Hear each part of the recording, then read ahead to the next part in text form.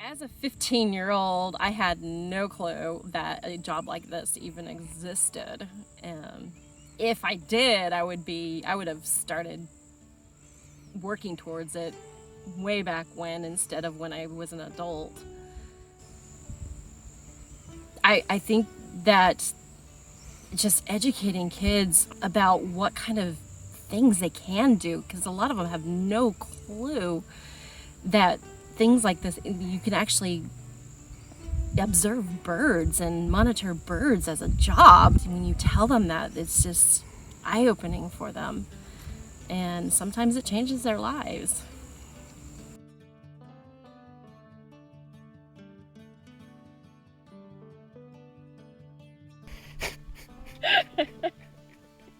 Okay, I'm gonna start over again. I work with a banded population of Florida scrub jays, and the reason we ban them is so we can track their life histories. Each bird has a specific band combination, like their name, so we know each individual and where they're located.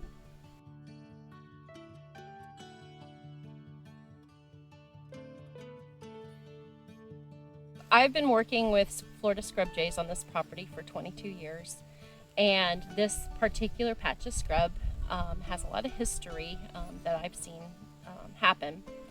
When I first got here, it used to be a sandpine forest, and there were no scrub jays here. Several years after I got here, a wildfire came through and burned out those pine trees, and what remained was open scrub. And a year later, we had scrub jays move into this area. So it's a really good example of how necessary fire is to maintain a healthy scrub habitat for Florida scrub jays.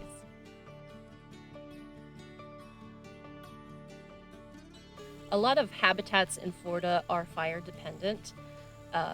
Sandpine is one type of tree species that needs fire to reproduce. Its cones are serotinous, which means that it needs extreme heat to open and drop its seeds. So when the fire came through back in 2006, a lot of the mature sandpines dropped their cones and reseeded. And about 15 years later, we had young sandpine coming back into this area, which was deterring the reproductive and survival of the jays that had moved in. So last year we had a crew of chainsaws that came in and cut down all the young sandpine and left it lay, as in this example over here.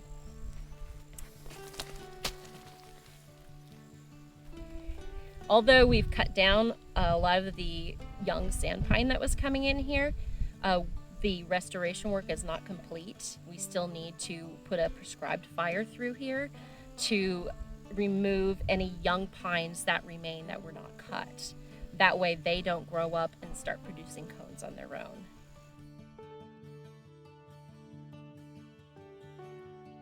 I feel really lucky to be an observer in the transformations of these habitats, and not only an observer, but as an active part in making management recommendations that are going to be the most beneficial to the persistence of the Florida scrub jays.